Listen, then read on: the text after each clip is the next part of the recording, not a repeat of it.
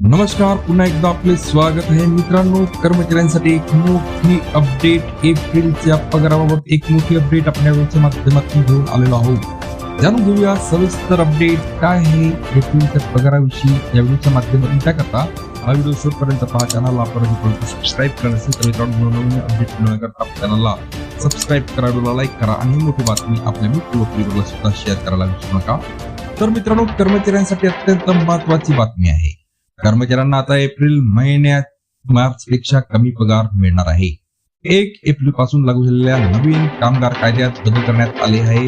यामध्ये वेतन रचनेत देखील बदल करण्यात आलेला आहे. त्यामुळे कर्मचाऱ्यांना एप्रिल महिन्यात कमी पगार मिळणार आहे. आता नवीन कामगार कायद्याअंतर्गत कर्मचाऱ्यांची बेसिक सॅलरी एकूण पगाराच्या 50% असणे अनिवार्य आहे. याआधी 20 किंवा 30% होती, त्यामुळे तुमचे पीएफ पैसे जास्त कटत होते. पीएफ हा बेसिक सॅलरीवर अवलंबून होता, परंतु आता पीएफ जास्त कट झाल्याने कर्मचाऱ्यांच्या हातात येणारा पगार कमी होणार आहे. त्यामुळे एप्रिलमध्ये कर्मचाऱ्यांच्या हातात कमी पगार येणार आहे. सरकारने नवीन कोड ऑफ वेज 2019 आणि कोड ऑन स्केल सिक्युरिटी 2020 लागू केले आहे. सॅलरीत बदल करण्यात आले आहेत. या नवीन नियम बेसिक सॅलरी सीटीसीच्या निम्मे म्हणजे 50% असणे अनिवार्य आहे. याआधी काय होते नियम? मित्रांनो, जुन्या नियमानुसार बेसिक सॅलरी खूप कमी असायची. काही ठिकाणी एकूण पगाराच्या 20 ते 30% बेसिक सॅलरी दिली जायची. बाकी रक्कम एचआरए, स्पेशल अकाउंट, एलटीसी आणि इतर भत्त्यांमध्ये दिली जायची.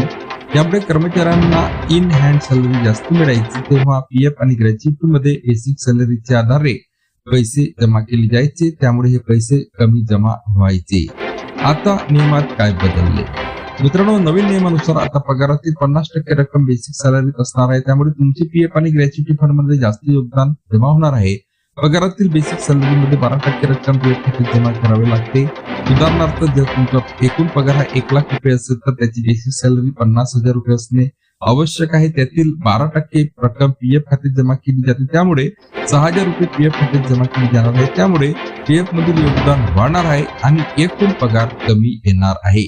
पुन्हा भेटूया नवीन अपडेटसह पुढच्या व्हिडिओमध्ये. धन्यवाद.